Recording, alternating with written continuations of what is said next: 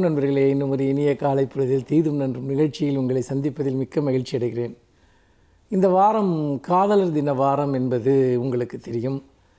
அதாவது பிப்ரவரி 14 காதலர் தினம் என்றாலும் கூட அதற்கு முந்தைய ஒரு வாரம் ஒவ்வொரு நாளும் இந்த அன்பையும் நம்முடைய இன்னொரு மீதான இருக்கக்கூடிய நேசத்தையும் வெளிப்படுத்தக்கூடிய பல தினங்கள் தொடர்ந்து கொண்டாடப்படுகின்றன. அப்படி கொண்டாடப்படுகிற தினங்களில் ஒன்றுதான் இன்றைய பிப்ரவரி 1ஆம் தேதி ஒரு முக்கியமான தினமாக கொண்டாடப்படுகிறது. அதாவது நீங்கள் எந்த ஒரு பரிசு பொருள்கள் விற்கிற கடைக்கு சென்றாலும் எந்த பொருள் இருக்கிறதோ இல்லையோ ஒரு பொருளை நீங்கள் கண்டிப்பாக பார்ப்பீர்கள். ஒரு பரிசு பொருள், அதுதான் கரடி பொம்மை. கரடி பொம்மை இல்லாத பரிசு பொருள் இருக்கக்கூடிய கடைகளே கிடையாது. இன்னொன்று, 100 பரிசு பொருள்கள் இருந்தால் கூட குழந்தைகளுடைய இதயத்தை முதலில் கவர்வது என்பது அந்த கரடி பொம்மை தான். அந்தளவிற்கு அது ஒரு ஈர்ப்பை ஏற்படுத்தக்கூடிய ஒரு உருவமாக அது இருந்திருக்கிறது.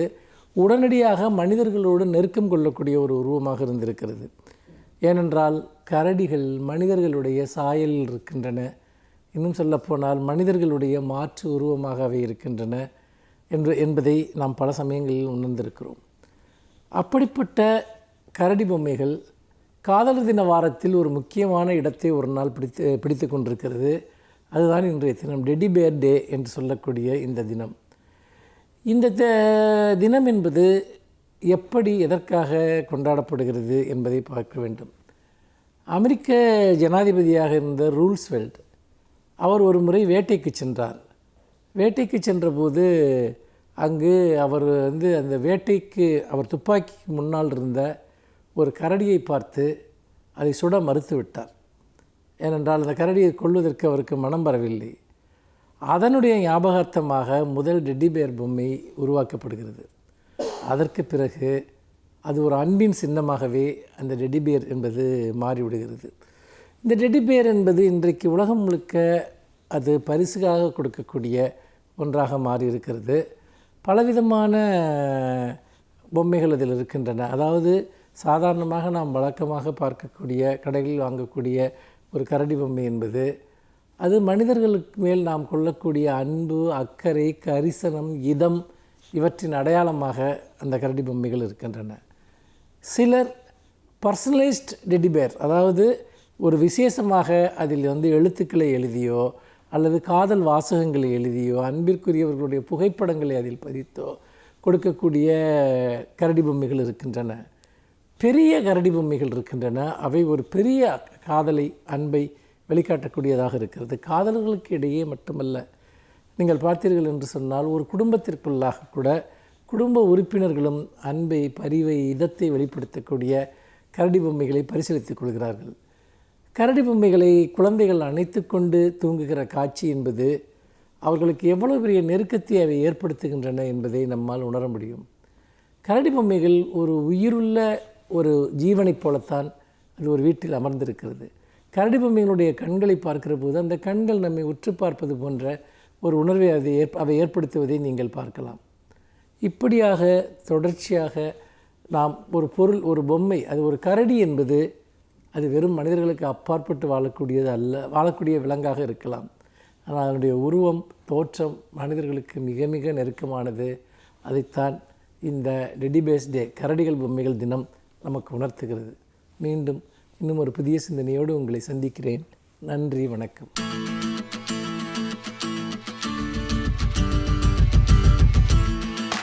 அனைவருக்கும் என் அன்பு வணக்கம். முன்பெல்லாம் ஒரு தொலைக்காட்சியில், ஒரு திரைப்படத்தில் ஒரு படத்தை, கதையை பார்க்கிறோம் என்றால் அதற்கு பிறகு பல ஆண்டுகளுக்கு பிறகு மிகச்சில படங்கள் மறுபடியும் புத்தம் புதிய வடிவத்தில் என்று சொல்லி திரையிடுவார்கள். ஆனால் இப்போது நம்முடைய கைபேசியில் நாம் எந்த படத்தை வேண்டுமானாலும் மீண்டும் பார்க்கலாம். எத்தனை ஆண்டுகளுக்கு முன்னால் வந்த படத்தையும் பார்க்கலாம். எத்தனையோ ஆண்டுகளுக்கு முன்னால் தொலைக்காட்சியில் வந்த ஒரு தொடரையும் பார்க்கலாம். அப்படித்தான் பாலு மகேந்திரா அவர்கள் ஒரு கட்டத்தில் கதை நேரம் என்னும் ஒரு நிகழ்ச்சியை தொலைக்காட்சியில் நடத்தி கொண்டிருந்தார். ஏறத்தாழ 50 சிறுகதைகளுக்கு மேல் 22 நிமிடங்களில் ஒவ்வொரு வியாழக்கிழமையும் அந்த கதை நேரம் வரும். நான் அதற்காகவே அந்த நேரத்தை ஒதுக்கி பார்த்த நினைவும் எனக்கு இருக்கிறது. இப்போது கைபேசியை புரட்டுகிற போது பாலுமகேந்திராவை பற்றி நான் ஏதோ ஒன்றை தேடிய உடனே பாலுமகேந்திராவின் கதை நேரம் முழுவதும் வந்திருக்கிறது. சில தொடர்களை அல்லது சில சிறுகதைகளை பார்த்த நேரத்தில் எத்தனை நேர்த்தியாக அந்த கதைகள் அமைந்திருக்கின்றன என்று பார்க்க முடிகிறது. குறிப்பாக மனிதநேயம், அன்பு இவற்றை மையமாக கொண்டு அந்த சிறுகதைகளை பாலுமகேந்திரா எழுதியிருக்கிறார். இன்றைக்கும் அவர் இறந்து போனாலும் இரவாத காவியங்களாக அந்த கதைகள் இருக்கின்றன. ஒரு குழந்தையை பற்றிய ஒரு கதை நெஞ்சை தொட்டது. அன்புதான் உலகில் மிக பெரியது என்பதை மறைமுகமாக உணர்த்துகிற கதையாக அது இருந்தது. ஒரு கணவன் மனைவி, அவர்களுக்கு குழந்தை இல்லை. குழந்தை இல்லையே என்கிற கவலை அவர்களுக்கு இருந்தாலும் அதைவிட பெரிய கவலை இந்த பையனினுடைய அம்மா அடிக்கடி அதை சொல்லிக்கொண்டே இருக்கிறார், ஒரு குழந்தையை பெற்று தர முடியவில்லையே என்று. அது இயல்பாக இந்த சமூகத்திலே இருக்கிற ஒரு பழக்கம். அது அந்த பெண்ணை மிகவும் பாதிக்கிறது. இந்த சூழலில் ஒரு நாள் அவன் தன் அலுவலகத்தை விட்டு வருகிற போது ஒரு குப்பை தொட்டியில் ஒரு குழந்தை கிடக்கிறது. இந்த நாட்டில் அப்படியெல்லாம் நடக்கும், நாம் அறிவோம். அந்த குழந்தை முறை தவறி பிறந்த குழந்தையாக இருக்கலாம். தனக்கு அவப்பெயர் வந்துவிடக்கூடாது என்று குப்பை தொட்டியிலே அந்த குழந்தையை போட்டு விட்டு போயிருக்கிறார்கள். அந்த குழந்தையை அவன் தூக்கி கொண்டு வருகிறான். அவள் பயப்படுகிறாள். எந்த குழந்தையோ, யாருடையதோ, என்ன சிக்கல் வருமோ, இதை தூக்கி கொண்டு வந்திருக்கிறீர்களே என்று. அவன் சொல்லுகிறான், இந்த குழந்தைக்காகத்தானே நாம் ஏங்கினோம், எந்த குழந்தையாக இருந்தால் என்ன, இது குழந்தை, நாம் வளர்க்கலாம் என்று. வளர்க்கிற போது அவர்களால் வளர்க்க முடியவில்லை. பசி, அந்த குழந்தை அழுகிறது. அந்த குழந்தை மலம் போனால் துடைப்பதற்கு இவர்களுக்கு கொஞ்சம் அருவருப்பாக இருக்கிறது. தங்கள் குழந்தை என்று வருகிற போது தெரியாது, யாரோ ஒரு குழந்தை என்றால் அப்படியெல்லாம் தோன்றும். அந்த பெண்ணுக்கு அதனை வளர்க்க முடியவில்லை. வேண்டாம், இது வேறு சிக்கல்களையும் நமக்கு கொண்டு வரும், நீங்கள் கொண்டு வந்த இடத்திலேயே கொண்டு போய் விட்டு விடுங்கள் என்கிறாள். அவனுக்கு மனம் இல்லைதான், ஆனாலும் வேறு வழி இல்லை. இந்த பெண்ணுக்கு அது இயல்பாக இல்லை, குழந்தையை வளர்க்க முடியவில்லை. நாம் ஒரு குழந்தையை கொண்டு வந்து பரிசாக கொடுத்திருக்கிறோம் என்பதை தாண்டி ஒரு தொல்லையை கொண்டு வந்து கொடுத்து விட்டோம் என்கிற நிலை வந்துவிடக்கூடாது. அதே குப்பை தொட்டியிலே போட்டுவிட்டால் வேறு யாராவது அன்பாக எடுத்து வளர்க்கட்டும் என்று சொல்லி குப்பை தொட்டியிலே மறுபடியும் போட்டுவிட்டு இவன் வீட்டுக்கு திரும்புகிறான். மழை கொட்டுகிறது. இப்போது அந்த பெண்ணுக்கே ஏக்கமாக இருக்கிறது. மழை கொட்டுகிறது, பாவம், அந்த குழந்தை இறந்தாலும் இறந்து போய்விடும். எந்த குழந்தையாக இருந்தால் என்ன, குழந்தை, நான் தான் தவறு செய்துவிட்டேன், போய் அந்த குழந்தையை எடுத்து கொண்டு வந்து விடுங்கள் என்கிறாள். நீ தான் வேண்டாம் என்று சொன்னாயே. சொன்னேன், ஆனால் இப்போது மழை பெய்கிற போது மனம் கேட்கவில்லை, எடுத்து கொண்டு வாருங்கள் என்கிறாள். இந்த அன்பும் மனித நேயமும் தான் உலகம், அதுதான் இந்த வாழ்க்கை. திரும்பவும் அவன் குப்பை தொட்டிக்கு போகிறான். ஆனால் என்ன வியப்பு, அந்த குழந்தையை அந்த குப்பை தொட்டியிலே காணவில்லை. யாராவது எடுத்து கொண்டு போய் விட்டார்களா என்று இவனுக்கு புரியவில்லை. சரி என்று திரும்ப வந்து அந்த குழந்தையை காணவில்லை, மறந்துவிடு, ஏதோ ஒரு 2 மணி நேரம் நம்மோடு அந்த குழந்தை இருந்தது என்று அவன் சொல்லுகிற போது மறுநாள் அலுவலகத்திற்கு போகிறான். வழியில் ஒரு பெண் ஒரு குழந்தையை கையில் வைத்துக்கொண்டு, ஐயா குழந்தைக்கு பசிக்குதுங்கய்யா, ஏதாவது பணம் கொடுங்க, பால் வாங்கணும் என்று கேட்கிறாள். இவன் உற்று பார்க்கிற போது அந்த குழந்தையின் மேலே போட்டிருக்கிற அந்த துண்டு இருக்கிறதே, அது இவன் நேற்று போர்த்தியது. எனவே அதே குழந்தைதான் என்று இவனுக்கு புரிகிறது. ஏதோ ஒரு பெண்ணுக்கு பிச்சை எடுப்பதற்கு அந்த குழந்தை உதவுகிறது. சரி, பிச்சை எடுப்பதற்காகவாவது அந்த குழந்தையை அவள் வளர்த்து விடுவாள் இல்லையா, போகட்டும் என்று சொல்லிவிட்டு குழந்தையை கேட்கவும் இல்லை. இது உன்னுடைய குழந்தை இல்லை என்று எனக்கு தெரியும் என்று சொல்லவும் இல்லை. கையிலிருந்து ஒரு பணத்தை எடுத்து அந்த பெண்ணிடம் கொடுத்துவிட்டு அவன் நடந்து போய் கொண்டிருக்கிறான். கதை அவ்வளவுதான். இந்த கதையை பார்த்து முடித்ததற்கு பிறகும் நெடுநேரம் நெஞ்சில் அந்த குழந்தையும் அந்த பாசமும் இந்த உலகத்தின் போக்கும் நம் நெஞ்சில் கனத்து கொண்டே இருக்கிறது.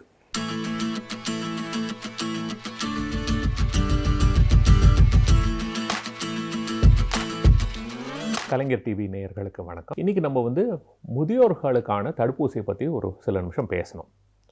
இப்போது தடுப்பூசினாலே நம்ம எல்லாரும் என்ன நினைக்கிறோம், குழந்தைகளை பற்றி தான் நினைக்கிறோம். அப்படி நினைக்கிறது ரொம்ப தப்பு. தடுப்பூசிங்கிறது எதுக்கு போடுறது? பாதுகாப்புக்காக, அதாவது ஒரு வியாதி வராமல் இருக்கிறதுக்காக. குழந்தைகள் ரொம்ப முக்கியமான ஒரு விஷயம், எல்லோரும் ஒத்துக்க வேண்டிய விஷயம். அவங்களோட எதிர்ப்பு சக்தி ரொம்ப கம்மி, அதனால தான் தடுப்பூசி போடுறோம். நல்ல விஷயம், வரவேற்க வேண்டிய விஷயம். ஆனால் மக்கள் யோசிக்கணும், ஏன் குழந்தைகளுக்கு மாத்திரம்தான் எதிர்ப்பு சக்தி கம்மியா? ஒரு உதாரணம் சொல்கிறேன். இப்போது கர்ப்பிணிகளுக்கு டெட்னஸ் டாக்சைடு, டிடி, செப்டிக் ஊசி போடுறோம். அது எல்லாருமே போடுவாங்க. எந்த கர்ப்பிணியும் வேண்டாம் சொல்ல மாட்டாங்க. ஆனால் கர்ப்பிணிகளுக்கா டெட்னஸ் வருது? ஏன் போடுறோம்? அது ஒரு 50 வருஷம் பின்னாடி வந்து பார்க்கணும். முக்கால்வாசி டாக்டர்களுக்கே இது ஏன்னு தெரியறதில்ல. ஒரு 50 வருஷம் பின்னாடி போய் பார்த்தா ஞாபகம் வரும். அந்த காலத்தில் என்ன ஆகும்னா, கர்ப்பிணிகளுக்கெல்லாம் டெலிவரி ஹாஸ்பிட்டல்லாம் நடக்காது. அங்கங்கே வயல்லே நடக்கும். அப்போ என்ன ஆகும், இந்த தொப்புள் கொடியாக இருக்கிறதுக்கு அவங்ககிட்ட ஸ்டெரைலாக வந்து ஸ்பெஷலாக பிளேடெல்லாம் வச்சுருக்க மாட்டாங்க. அந்த அருவா, கத்தி எதா இருக்கோ அதை வச்சு வெட்டுவாங்க. என்ன ஆகும், டெட்டனஸ் வரும். முக்கியமாக குழந்தை தப்பிக்கிறது ரொம்ப கஷ்டம். சில சமயம் அம்மாவுக்கு ஆபத்தாக முடிகிறதுக்கு வாய்ப்பு இருக்குது.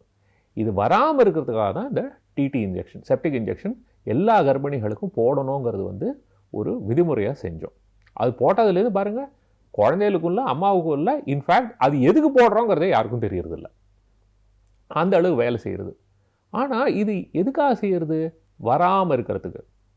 வயசு பொறுத்தது இல்லை, அந்த ரிஸ்க்கை பொறுத்து இருக்குது. யாருக்கு ஆபத்துங்கிறதோ அவங்கள பாதுகாக்கணுங்கிறதுக்காக செய்கிறது.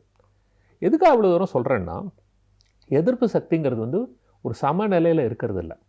பிறக்கும்போது நம்ம எதிர்ப்பு சக்தி ரொம்ப வீக்காக இருக்குது. ஏன்னா நிறைய கற்றுக்க வேண்டிய விஷயம். வருஷங்கள் ஆக தான் நம்ம எதிர்ப்பு சக்தி ஓரளவுக்கு மெச்சூரிட்டி, அதாவது வளர்ச்சி அடையும். அதுக்கு தான் இந்த தடுப்பூசியெல்லாம் போட்டு அதுக்கு வந்து எஜுகேஷன், அதுக்கு வந்து சொல்லிக் கொடுக்குறோம். அதே மாதிரி வயசாக அது தானாகவே திரும்ப இறங்க ஆரம்பித்தோம். ஸோ முதியோர்களுக்கும் வந்து எதிர்ப்பு சக்தி குறையிறது சகஜம். இந்த மாதிரி இருக்கும்போது அவங்களுக்கும் இந்த மாதிரி வியாதிகள் வரத்துக்கான வாய்ப்பு ரொம்ப ஜாஸ்தி. ஆனால் அவங்களோட பாதுகாப்பை பற்றி யாருமே பேசுகிறது கிடையாது. இது கொஞ்சம் கவலையான விஷயந்தான். ஏன் இதை சொல்கிறேன், இப்போது நிமோனியா ஊசி வந்து குழந்தைகளுக்கு இப்போ போட போகிறாங்கன்னு சொல்லிட்டு இருக்காங்க. வரவேற்க வேண்டிய விஷயம். ஆனால் இப்போ இந்த நிமோனியா காய்ச்சல்னு பார்க்கும்போது குழந்தைகளுக்கு வரத்துக்கு வாய்ப்பு அதிகம். ஆனால் இதனால் உயிர் சேதங்கிறது ரொம்ப ரொம்ப ரொம்ப ரொம்ப அபூர்வம். இதே நிமோனியா வந்து 65 வயசுக்கு மேலே இருக்கிறவங்கள பார்த்தா அவங்களுக்கும் வாய்ப்பு ரொம்ப அதிகம். ஆனால் அவங்களில் உயிர் சேதம் ரொம்ப ஜாஸ்தி. அதாவது குழந்தைகளுக்கு வந்ததுன்னா உயிர் சேதம் 1% கம்மி. இதுவே முதியோருக்கு வந்தால் மினிமம் 10% உயிர் சேதம், மினிமம் 10%. என்ன தான் ஆன்டிபயோட்டிக் கொடுத்து, என்ன தான் ஐசியூவில் வச்சு, என்ன தான் 5 ஸ்டார் ஹாஸ்பிட்டலில் பார்த்தாலும் மினிமம் குறைஞ்சது 10% மக்களுக்கு இது உயிருக்கு ஆபத்தாக முடியும். அப்போ அவங்கள பாதுகாக்கிறது நம்மளோட கடமை இல்லையா? அதை பற்றியும் சில பேர் நிறைய பேர் யோசிக்கணும். இதில் நிறைய விஷயங்கள் இருக்குது. இது அந்த வியாதிங்கிறது மாத்திரம் இல்லை. இப்போது எல்லோரும் இப்போது மருத்துவ ரீதியாக எங்களுக்கு என்ன புரிஞ்சிருக்குன்னா, இந்த ஃப்ளூ வியாதியோ இல்லை நிமோனியா வியாதியோ வந்ததுன்னா ஒரு அவ்வளோ தாக்கம் தேவையில்லை. ஒரு லைட்டாக வந்தால் கூட அதை தாண்டி அதை பின்னாடியே வந்து இருதயத்தில் பிரச்சனை வரதுக்கு வாய்ப்பு இருக்குது. அதாவது ஹார்ட் அட்டாக், மாரடைப்பு வரதுக்கு வாய்ப்பு இருக்குது, லக்வான் வரதுக்கு வாய்ப்பு இருக்குது, ஹார்ட் ஃபெயிலியர், அதாவது இருதய பம்பிங் குறையிறதுக்கான வாய்ப்புகள், இந்த மாதிரி நிறைய பிரச்சனைகள் வரதுக்கு வாய்ப்பு இருக்குது. அதனால இந்த தடுப்பூசிகள் போட்டால் அதெல்லாம் குறைக்கிறதுக்கு வாய்ப்பு உண்டு அப்படிங்கிற ஒரு நம்பிக்கை.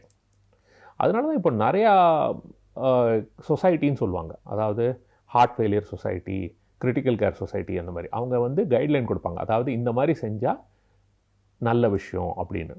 அவங்க எல்லாருமே என்ன சொல்கிறாங்கன்னா, முதியோர்களுக்கு தடுப்பூசி போடுறது ரொம்ப ரொம்ப முக்கியம்.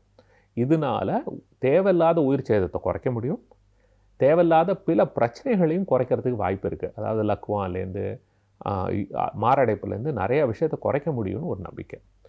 முக்கியமாக எல்லாருக்குமே தெரிஞ்ச விஷயம், ஒரு முதியோருக்கு வந்து ஹாஸ்பிட்டலில் போய் சேர்ந்தா அவங்க படுற அவஸ்தை எல்லாருக்குமே தெரியுமே. ஏன்னா ஹாஸ்பிட்டல் போய் சேர்ந்தா ஒரு வியாதிக்காக போய் சேருவாங்க, பல வியாதிகள் வந்து சேரும். கீழே விழுந்து இடுப்பு உடையும், ரத்த கட்டி வரும், மூளையில் ஏதாவது பிரச்சனை வரும், இந்த மாதிரி எத்தனையோ பிரச்சனைகள் வரதுக்கு வாய்ப்பு இருக்குது. ஸோ கூடுமான வரைக்கும் நம்ம ஆஸ்பத்திரி போகாமல் நம்ம பாதுகாக்கிறதுக்கு தான் ரொம்ப ரொம்ப முக்கியம். அதில் தடுப்பூசியும் ஒரு முக்கியமான ஒரு பாகமாகும். ஸோ என்ன சொல்ல வரேன்னா, 65 வயசு ஆயிடுத்துனாலே நம்ம நிறையா தடுப்பூசியை பற்றி யோசிக்க வேண்டியது இருக்குது. இதில் முக்கியமாக வந்து இந்த இன்ஃப்ளூயன்ஸா தடுப்பூசி தான் ரொம்ப எல்லா நாட்டிலையுமே முக்கியம்னு சொல்கிற விஷயம். ரெண்டாவது வந்து இந்த நிமோனியா ஊசி. இந்த நிமோனியா ஊசி வாழ்க்கையில் ஒரு தடவை தான், அது ரொம்ப ஈஸி. ஆனால் இந்த ஃப்ளூ ஊசி வந்து வருஷத்துக்கு ஒரு தடவை. ஏன்னா இந்த ஃப்ளூங்கிறது வந்து வருஷம் மாறுறதுனால அதுக்கு தகுந்த மாதிரி ஊசியும் மாறும். வருஷம் போடுறது ரொம்ப நல்லது. இதில் சைடு எஃபெக்ட்னு ஒன்றும் பெரிய விஷயமே கிடையாது, ரொம்ப ஈஸியானது. கர்ப்பிணிகளுக்கே கொடுக்குறோம், அந்த மாதிரி இருக்கும்போது ஏன் கவலைப்படணும்? சின்ன சின்ன குழந்தைகளுக்கும் கொடுக்குறோம். அதனால் இதை பற்றி கவலைப்படவே வேண்டாம். இது நல்ல ஒரு எஃபெக்டிவ், அதாவது இதனால் பயன் நிறையா இருக்குது. இதை பற்றி தேவையில்லாமல் யோசிக்கக்கூடாது. இதை தவிர மற்ற சில பேருக்கும் இதை பற்றியெல்லாம் யோசிக்கணும். என்ன, ஏற்கனவே உடலில் வந்து சில வியாதிகள் இருக்கிறவங்க, அதாவது சிறுநீரக பிரச்சனை இருக்கிறவங்களுக்கு எதிர்ப்பு சக்தி கொஞ்சம் பிரச்சனை தான். அவங்களுக்கு அடிக்கடி பல இன்ஃபெக்ஷன் வரதுக்கு வாய்ப்பு இருக்குது. அதே மாதிரி இருதய வியாதி இருக்கிறவங்க, நுரையீரலில் பிரச்சனை இருக்கிறவங்க, ஈரலில் பிரச்சனை இருக்கிறவங்க, இப்போது கல்லீரல் மண்ணீரல் அந்த மாதிரி வியாதிகள் ஏதாவது இருந்ததுன்னா, இந்த மாதிரி இல்லை எதிர்ப்பு சக்தி கம்மியாக இருந்ததுன்னா, கேன்சர் வைத்தியம், ஸ்டீராய்டு வைத்தியம், எய்ட்ஸ் வியாதி, இந்த மாதிரி வியாதிகள் இருந்தாலுமே எதிர்ப்பு சக்தி கொஞ்சம் மற்றவங்களோட கொஞ்சம் கம்மி தான். இந்த மாதிரி மக்களுக்கு வந்து இந்த மாதிரி தடுப்பூசி போடுறதுங்கிறது ரொம்ப நல்ல விஷயம். பிற்காலத்தில் பிரச்சனை வராமல் பாதுகாக்கலாம். இப்போது இந்த பிரச்சனை வந்தால் நம்ம ட்ரீட்மெண்ட் எடுக்கலாமே, இதுக்கெல்லாம் வைத்தியம் இருக்கேன்னு நிறைய பேர் சொல்கிறாங்க. ஆனால் ஒன்று ஞாபகம் வச்சுங்க, வருமுன் காப்போம் தான் நல்லது. வந்த பின் நம்ம அவஸ்தைப்படுவோம், வைத்தியம் பண்ணுவோம்னா தடுப்பூசியோட விலை எங்க, ஒரு வியாதியோட வைத்தியத்தோட விலை எங்க? ரெண்டாவது, என்னதான் பர்ஃபெக்ட் வைத்தியம் பண்ணாலும் நான் சொன்ன மாதிரி ஒவ்வொரு வியாதியிலும் ஓரளவுக்கு உயிர் சேதம் இருக்குது. அதை குறைக்க முடியாது. அதை குறைக்கணும்னா அதுக்கு ஒரே வழி வராமல் பார்த்துக்கிறதுக்கு தான். ஸோ இப்போ வீட்டில் வந்து நீங்கள் எவ்வளோக்கு எவ்வளோ குழந்தையெல்லாம் நீங்கள் வந்து பாதுகாப்பாக பார்த்துக்கிறீங்களோ, அவங்களுக்கு வந்து தடுப்பூசியெல்லாம் போட்டு அவங்க உடம்பை நன்னா பார்த்துக்கிறீங்களோ, அதே மாதிரி உங்கள் வீட்டில் இருக்கிற முதியோரையும் கொஞ்சம் கவனிக்கிறது ரொம்ப நல்ல விஷயம். அவங்களுக்கு இதுக்கு தகுந்த மாதிரியான தடுப்பூசிகள்லாம் போட்டு அவங்களோட ஆரோக்கியத்தையும் நம்ம நன்னா கவனிச்சுட்டோம்னா, அவங்க வந்து மேற்கொண்டு யார் மேலேயும் பாரமாக இல்லாமல் ஒரு சுதந்திரமாக இருக்கிறதுக்கு ஒரு நல்ல வாய்ப்பு இருக்குது. இது பொதுமக்கள் எல்லாரும் உணரணும். நன்றி, வணக்கம்.